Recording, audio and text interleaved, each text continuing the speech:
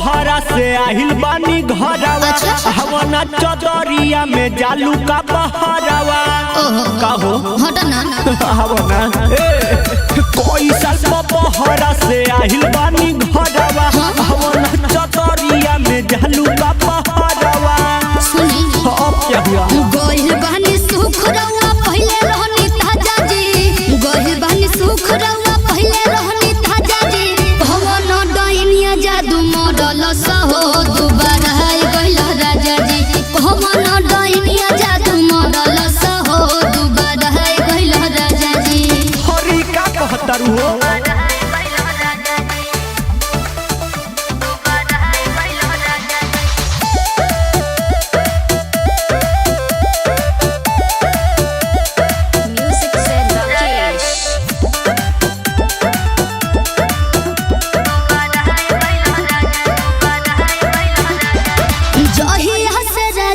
तू बहर में बसल हमन सहमतिनिया के नजर में धसल बुझल का बुझल अरे कामवा के रहे रानी बड़ी टेंशनवा टाइम से ना मिलत रहे हमारा के खानावा झूठ मत बोलो बेबी तोर कसम हम झूठ नहीं बोल रहे जहिया से राजा जी तू बहर में बसल हमन सहमतिनिया के नजर में धसल रानी बड़ी टेंशनवा टाइम से ना मिलत रहे हमारा के खानावा रहला पहले मोट ना धारात रहला भाजा जी रहला पहले मोट ना धारात रहला भाजा जी कौन डाइनिया जादू मारल सहो दोबारा है गइल राजा जी कौन डाइनिया जादू मारल सहो दोबारा है गइल राजा जी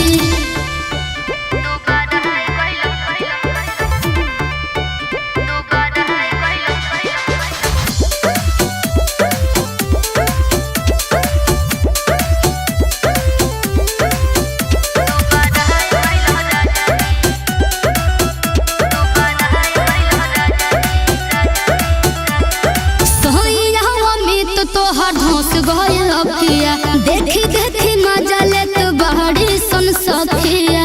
बुझल काहे ऐसे कइला कुछ नहीं किए हैं अरे झूठा हो के रानी तू तो कहरे लुटा महाजा सुनी तो हर बात हमर बिगड़ता दासा झूठ मत बोला हम झूठ नहीं बोल रहे तोर माई कसम अरे सोइया हमी तो तोहर धोस गइल अखिया देखी देखी मजा लेत बहड़ी सन सखिया झूठा हो के रानी तू तो कहरे लुटा महाजा सुनी तो हर बात हमर बिगड़ता दासा कृष्ण सोने ही वैसन पहाई गइल साजा जी